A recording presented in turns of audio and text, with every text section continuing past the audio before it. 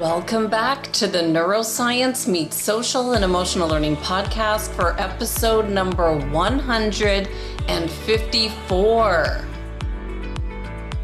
With someone who travels globally, presenting about something we all need to learn how to experience in today's world. He's the author of 6 books and the co-creator of the Portal film book experience, where he teaches about the power in the stillness and the science behind the stillness. Tom Cronin, who's also known as the King of Calm. I'm Andrea Samadi, author and educator from Toronto, Canada, now in Arizona, and like many of our listeners, have been fascinated with learning and understanding the science behind high-performance strategies in our schools, in our sports, and workplace environments, with ideas that we can all use, understand, and implement immediately. Our guest this week, Tom Cronin, spent 26 years in finance as one of Sydney, Australia's leading bond and swap brokers. He discovered meditation in the early stages of his career when anxiety and chaos that he was experiencing due to stress and poor lifestyle choices led him to a breakdown. He came across meditation and it completely transformed his life, both personally and professionally. Today, Tom is passionate about reducing stress and chaos in people's lives, and his mission is huge. It's to inspire 7 billion people to meditate daily through his Stillness project. Today, Tom is passionate about reducing stress and chaos in people's lives, and his mission is to inspire 7 billion people to meditate daily through his Stillness project that aims to transform and teach people the power of stillness and calm through the power of deep meditation and coaching. Tom has appeared on national TV and featured in Vogue, Daily Telegraph, Sydney Morning Herald, Business Review, and so many other media outlets. When I was first introduced to Tom Cronin and looked up his work with the Stillness Project, I knew he was someone I needed to speak with, and it was immediate. I recognized how important and powerful his mission is, especially in today's times.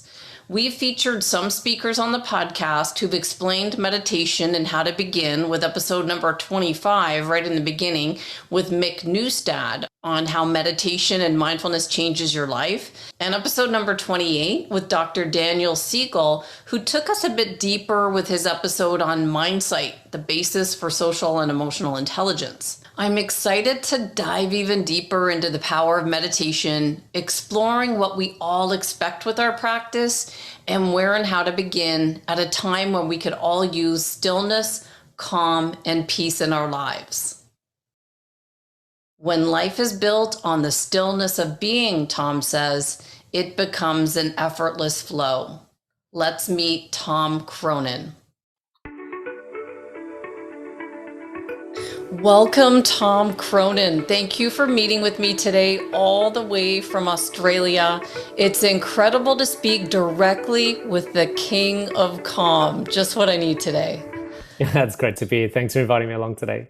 Yeah, absolutely. This is fun. So it's the next day for you in Australia. So the time change. What did you say just now? That was a neat. We're in the future. We're kind of like ahead of you guys, at least about a half a day in front. I like that, being in the future. That's fun. That's kind of why I wake up so early, because I don't like East Coast to be ahead of me. I'm kind of competitive.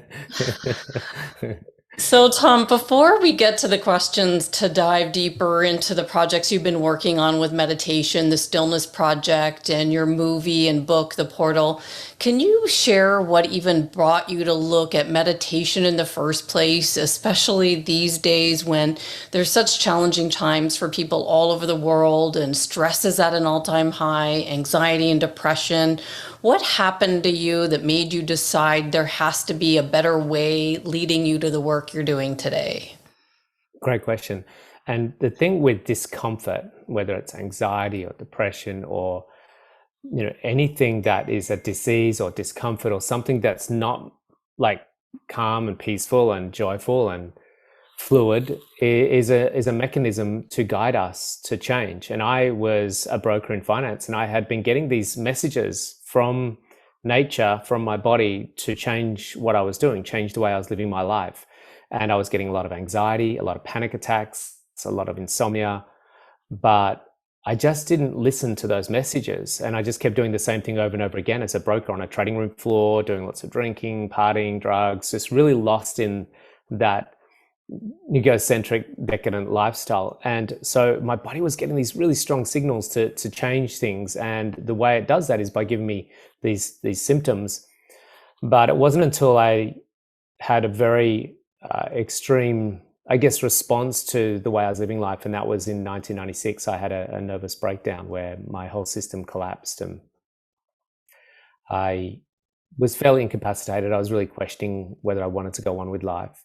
And it was in that time that meditation was presented to me by some divine intervention in the universe, where I was sitting at home watching TV and it was a story about a property developer. And there was a tiny slither of that story where he was sitting in a chair meditating in a suit.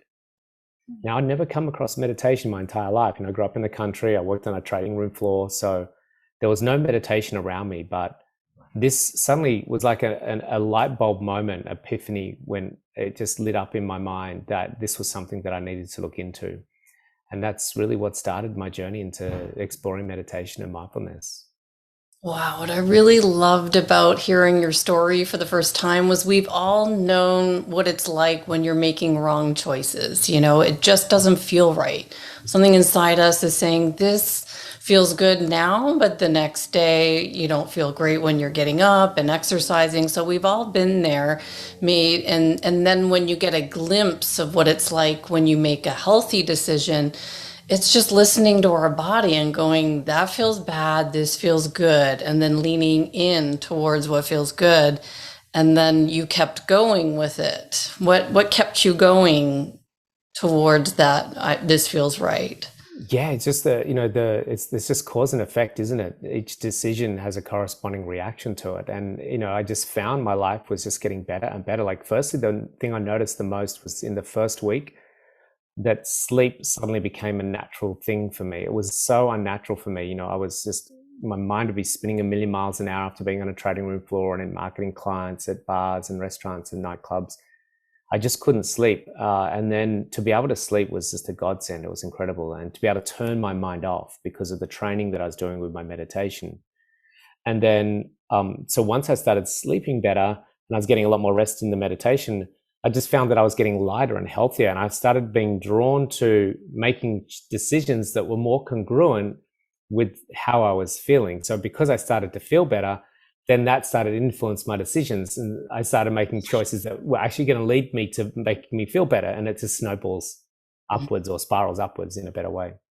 That is interesting. I was just listening to something else on autoimmune disease before we came on, and Dr. David Perlmutter, he's been in all these documentaries on Alzheimer's, and he just said when we make poor food choices, it actually impacts our decision making and snowballs. So we're going to keep making those bad food choices. So I never really thought about it with regards to decision making like you had mentioned. This is a new thing. When you're doing the right thing, you make the right decisions.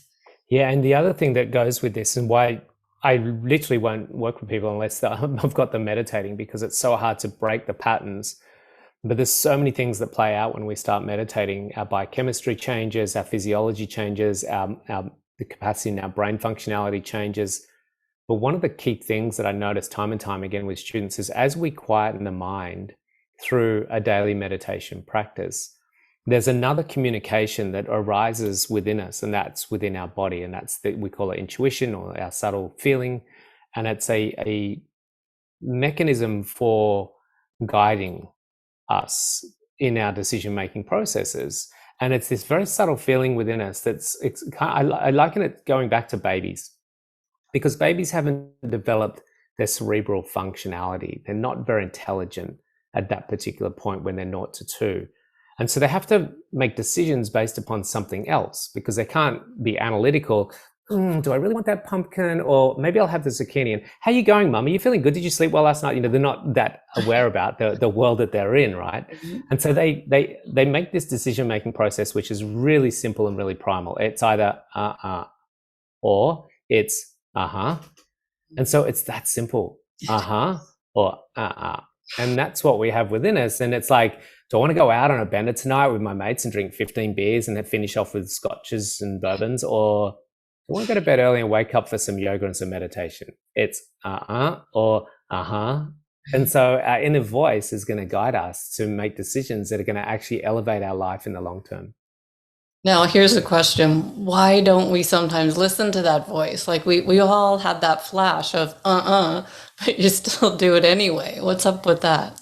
That's such a beautiful question, because it really, this question is really the question we should be asking all of humanity right now, because we're on a trajectory that's not sustainable. And the big question is, why do we keep saying when it's definitely a And so we have karma and we have kriya. And karma is the corresponding reaction that happens after the decision. So if I go out for that bender with my mates and drink 14 beers and finish with bourbon and scotch, the karma will happen after that action. Okay, there'll be fatigue, there'll be obviously my body in a bad way, and I'll feel really sick the next day. So there's the action, then there's a reaction. Kriya is what happens before the action. So we've got the action here, and then after the action is karma, and before the action is kriya. Kriya is that mechanism within us that's guiding us to do the or But we can't really hear kriya that much for most of us, because there's a very noisy mind that says things like, well, what if you get judged? What if they say you're a dickhead for not joining us? What if you feel like you're missing out because you're making decisions from an ego?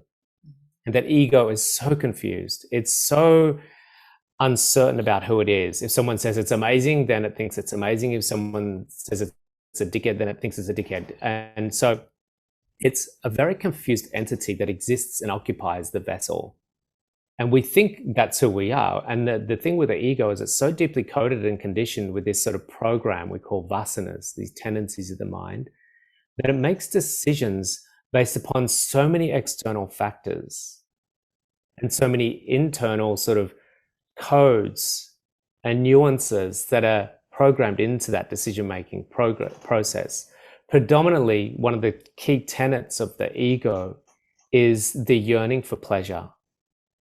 Because the ego is very unsatisfied. It can never actually be fully satisfied. It never lives in a content state. It can never get there. Even though we're conditioned to think that if we get the Netflix subscription or scroll through Instagram or buy some new clothes, that we're going to get there. But of course, we never get there with the ego. It never is satiated. And so we're operating from this unsatiable entity called an ego that is constantly craving some form of pleasure. And then that leads it to making these decisions that lead to karma.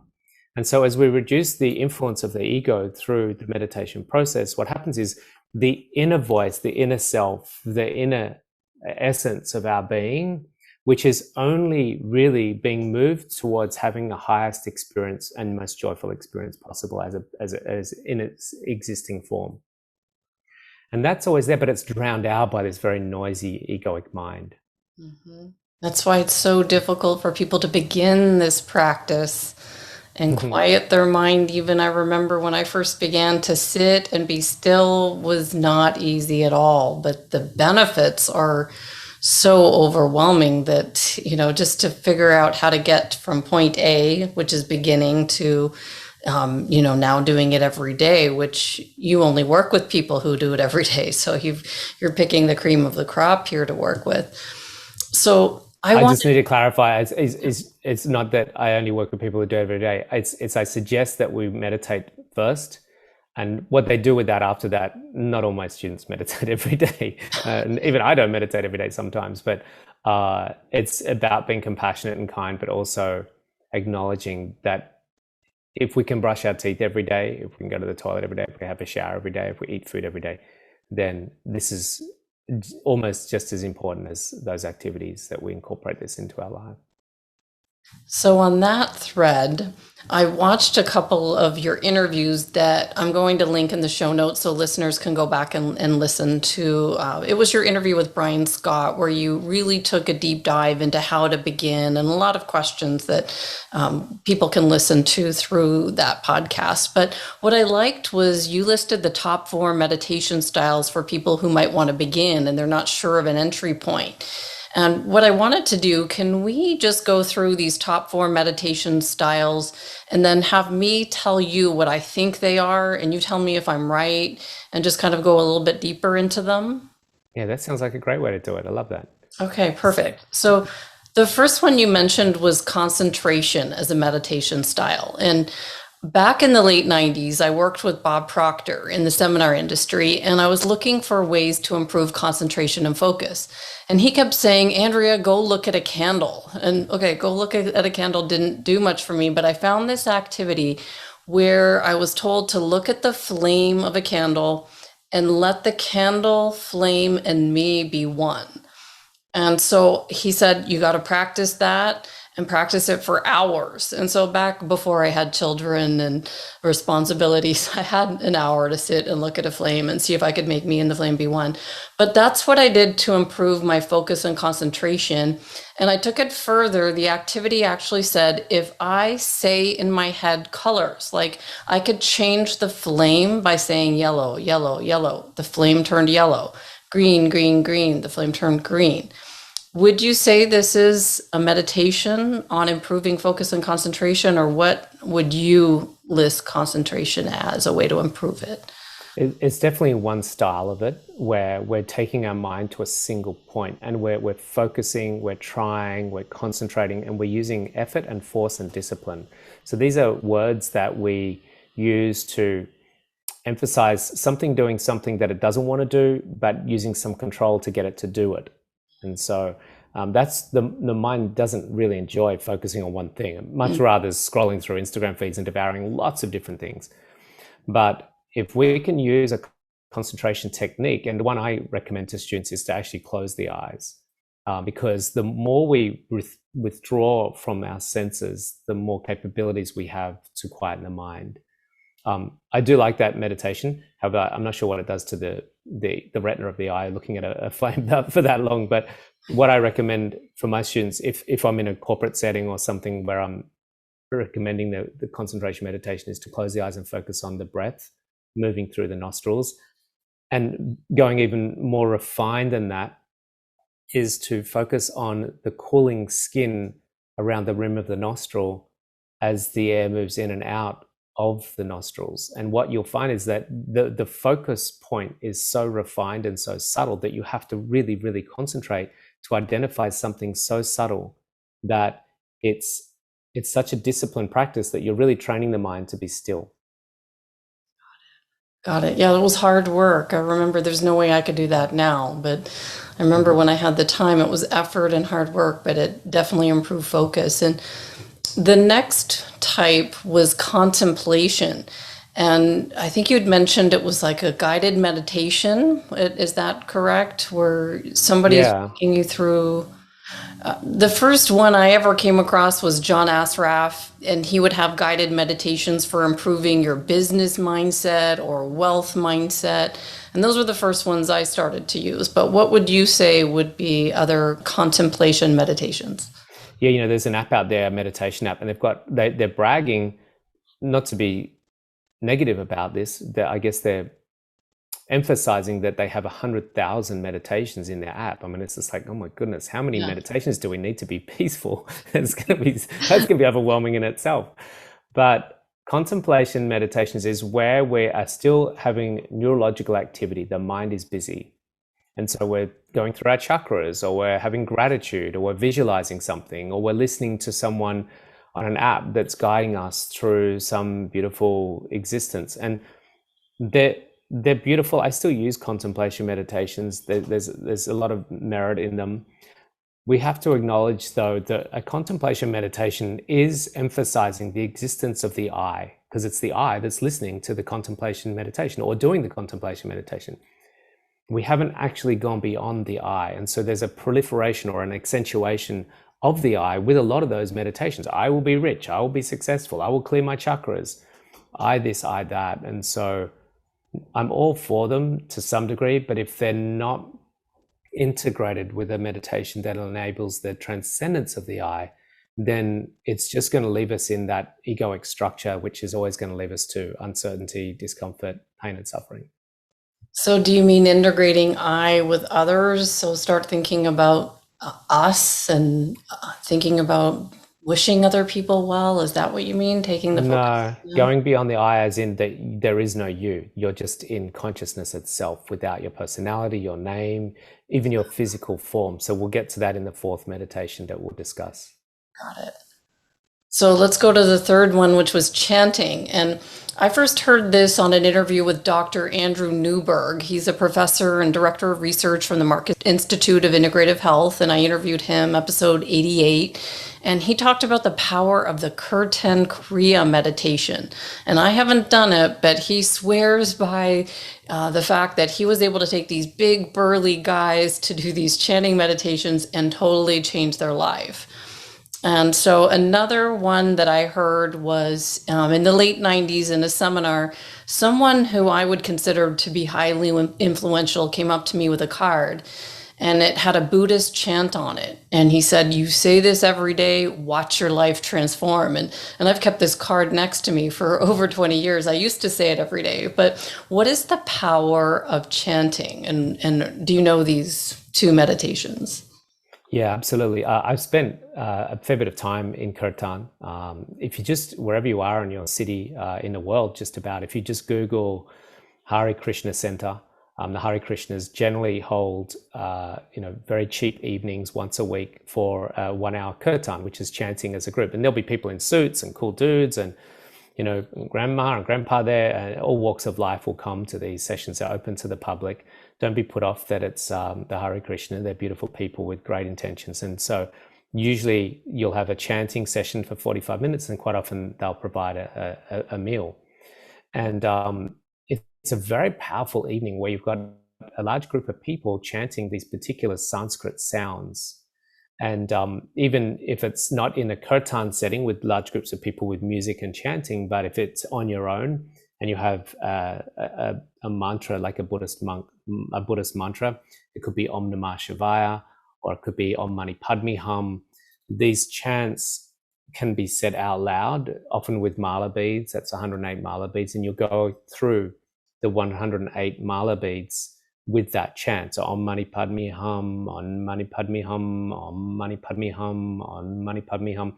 And the repetition and the frequency of that chant has quite a powerful effect on our body.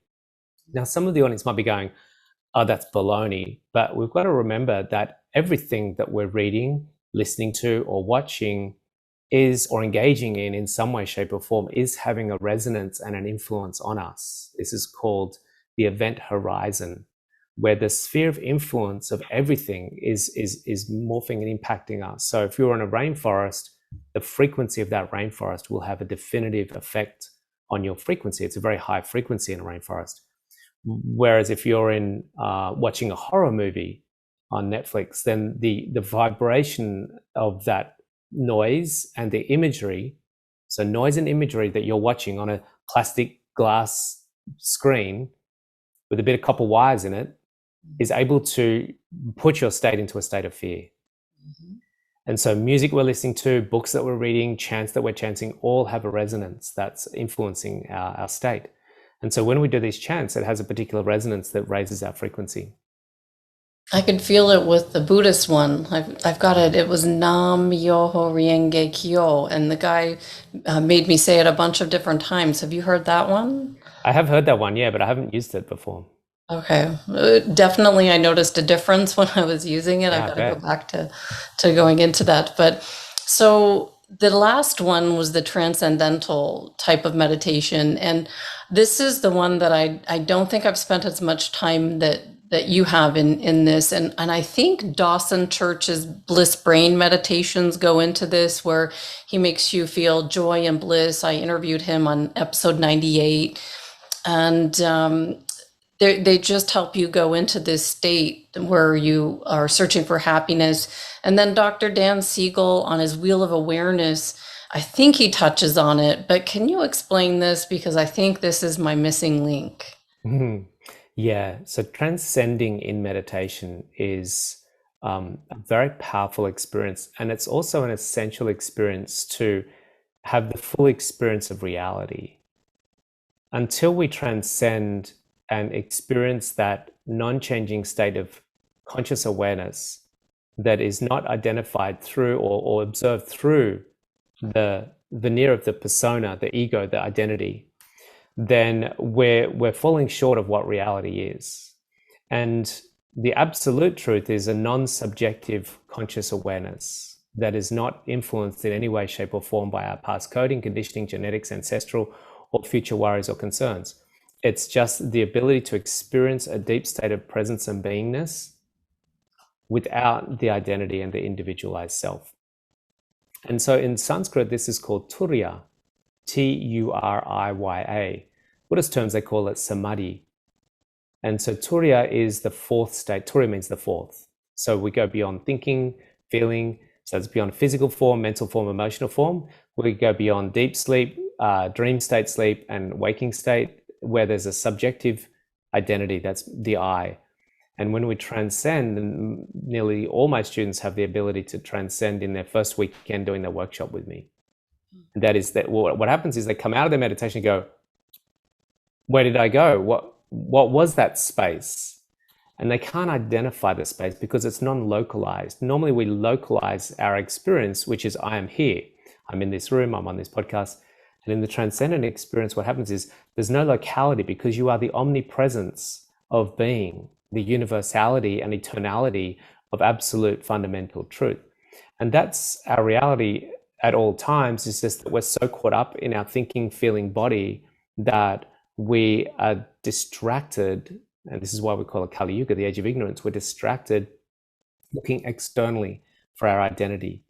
And when we transcend in meditation, it's a powerful, beautiful, expansive experience that is where we find our true sanctuary and true invincibility. So this brings me to my next question. After I interviewed Dr. Dan Siegel, when we first launched this podcast, it was right in the beginning, and he started to talk about that with his wheel of awareness meditation. And he described it in a way of a diagram, and I'm going to put the diagram in the show notes, but he called it the 3P diagram of state of mind, where there's our awareness on our plane. And I also linked it to what Bob Proctor would talk about in the seminar industry, that everything just is around us, that we can tap into everything. That's just how I thought it was. Am I correct that we can go into this plane of possibility where all answers exist? Is that what that is? Yeah, it's a very subtle field of intelligence or wisdom or pure potentiality. So all form and phenomenon is manifest from that infinite field of possibility. So this Sharpie pen is now a physical form. However, before it became a physical form, there was a transitional point where it was only possibility. So that if it's physical, therefore it always had the potential to be physical because it's been proven to be physical. In between it being just a possibility in the field of infinite possibilities for eons, for eternality, there was an intention and a desire, which is the first birthing point of it becoming manifest. It's the very initial point of extraction from formlessness and unboundedness into the first stage of it being a form, which is the idea. Someone at some point before this became a physical form, at some point, someone had an idea, whether it was on a bus or when they're waking up in the morning or whether they're in the shower or whether they're sitting at their notepad in their engineer's room for whatever company it is that they're working for, said, I think there's a new market that I can bring to market. And it's going to have a gray sort of base and a black top. And it's going to have this capacity to write in a thick black sort of, I don't know if you guys get Sharpies. You have Sharpie there? Yeah, absolutely. Yeah, right. Every day. Okay. I wasn't sure if it was just an Australian thing. So some point there was this intention and a desire, a creative impulse. And this is happening all day, every day since day dot. I'm going to build a fire. I'm going to draw a bison on a wall in a cave. I'm going to make a beaded necklace. I'm going to design a new app that's going to bring something to the world. So everything that's not manifest yet is in the field of pure possibility right now. And that's what we get to play with.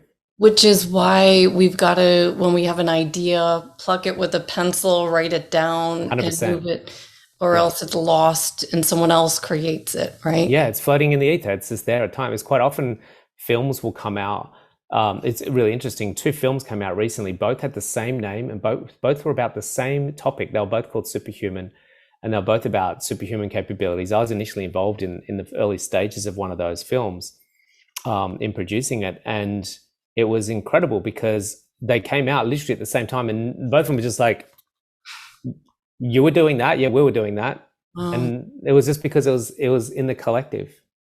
Happens so many times.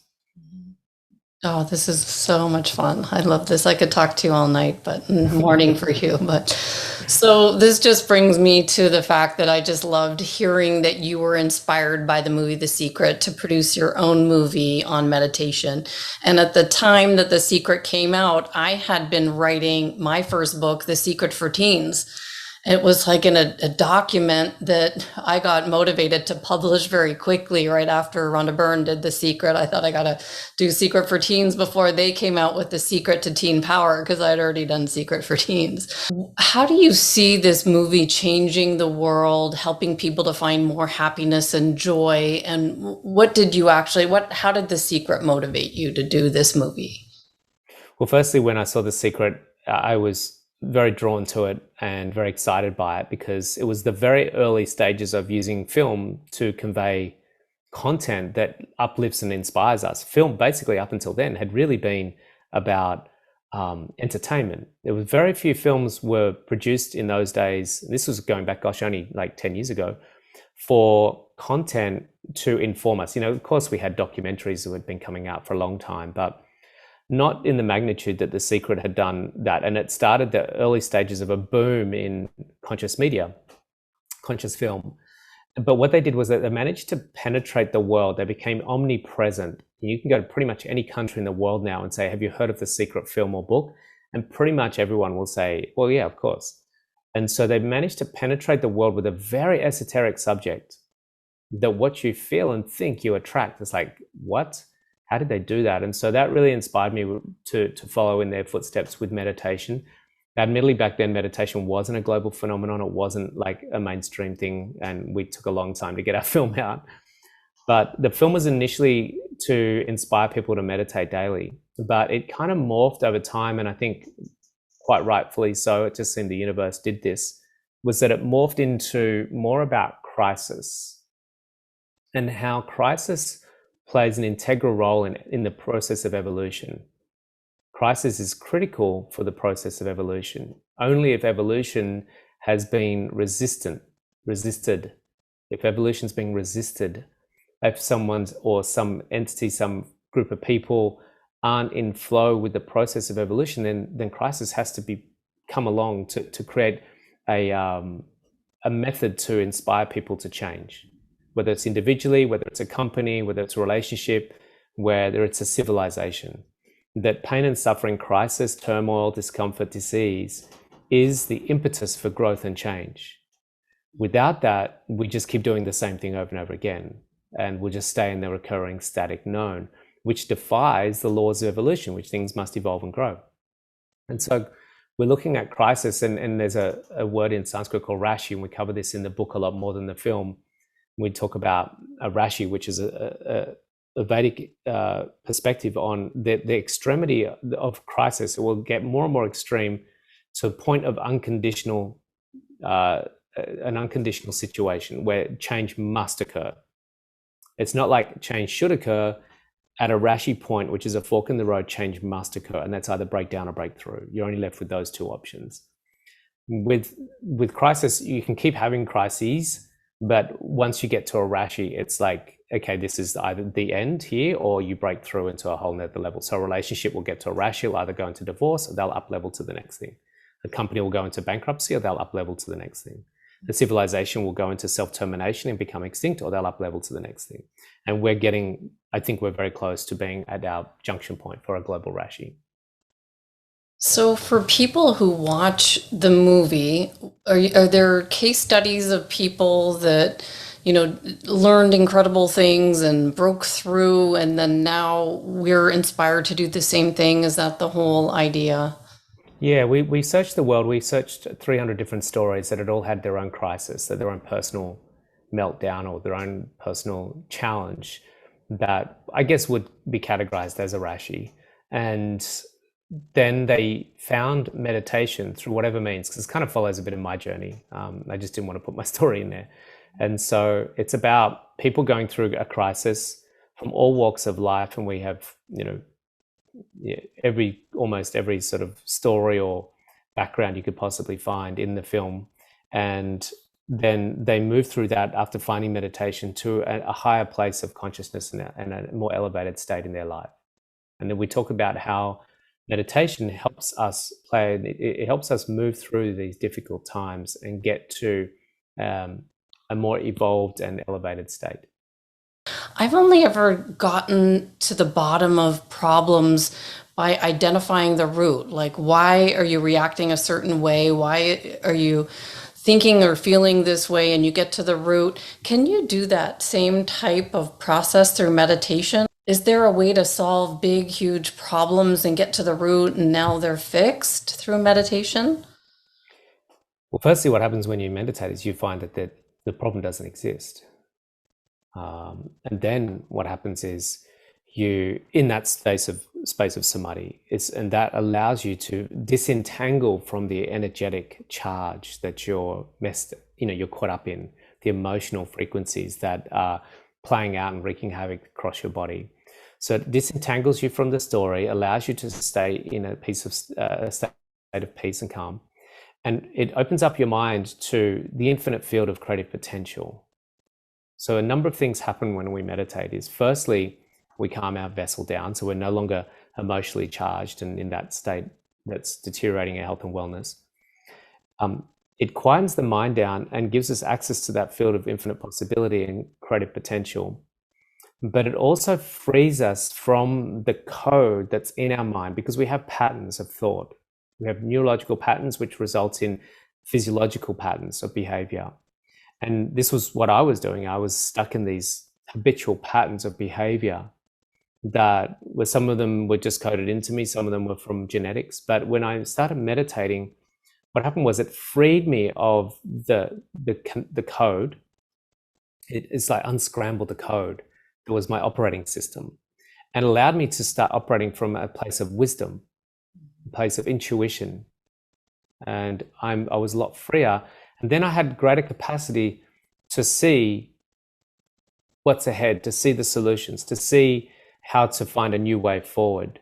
We don't need to, this is the challenges that we have in the world, is we're spending a lot of time, I know it's very big in America, and this is not to discredit the whole psychology and psychotherapy and psychiatry system.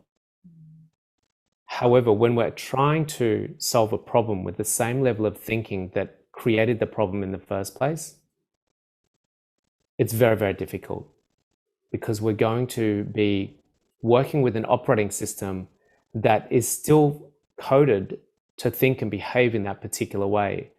So we don't necessarily need to go back and start to revisit all of those experiences and start to recode again and again and again with the same thing, but to actually transcend the experience. And it might sound a bit like spiritual bypassing, but there's some relevance in the process of transcend the experience what is present moment awareness now, where we prevail in our innate nature, which is lightness and love. And that just automatically frees us from that previous experience, and then allows us a clean slate to make decisions and choices about what we're going to do next, because that's what's really important, is what we're going to do next. What we did in the past is, we can learn from that, definitely, but we don't want to keep reliving that experience energetically. And could you compare this to changing different brain states? Like, I just interviewed someone that has neurofeedback technology that takes you from the beta state, where all the stress is, to the alpha state. We're always changing our brain state. Right now, the listeners, everyone that's listening to this, their brain state's changing right now. To where it was 45 minutes ago. It's a different brain state, because what we're talking about has a different frequency. And then if you turn on Netflix and you start watching a horror film, your brain state will change again. And then if you turn on the radio and start listening to someone talking about, I don't know, politics, your brain state's going to change then. So our brain state's changing all the time. It's just a matter of how selective and how mindful and how proactive are you about what brain state you're choosing to be in. But yeah, meditation will definitely change your brain state as well. Got it. And put you in the problem-solving brain state. Just a deeper, calmer brain state. So it allows you a greater thinking capacity. Got it. This is really good. This is good. So how can someone watch your movie? No, just go to entertheportal.com. Entertheportal.com. Okay. And then from there, basically, it'll just come up right on the home screen. It'll just say, watch the film now. And so they can watch the film or read the book. So the book, up in the top toolbar, the book has many bonuses. They can get up to $2,500 worth of bonuses if they buy the book, which is really exciting. One of them is working with me as a coach. So the book is like an expansive experience beyond the film. The film is 90 minutes where we take 6 powerful stories plus 3 futurists that look at humanity and look at where humanity's going, where humanity's been. We dive deeper into that in the book because we can get a lot more content in the book.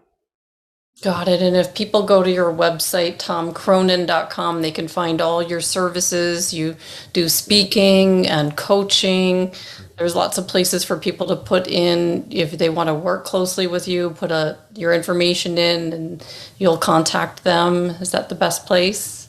Absolutely, yeah. They can just reach out to me through the website and find anything that feels charming or compelling. If not, then that's all good as well. Well, this has been so much fun for me personally to take a deeper dive into meditation and get your point of view from the King of Calm. Is there anything important that you think I've missed that we haven't touched on about your work? I think just for the audience, it's really about, where everyone's at today. And it's going to get pretty wild.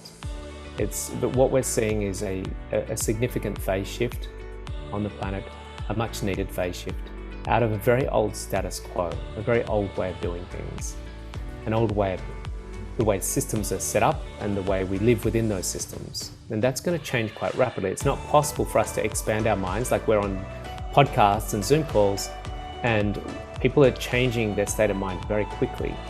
And therefore, what will happen as a result of that, the systems that they want to work within and live within will need to upgrade in accordance to that level of frequency.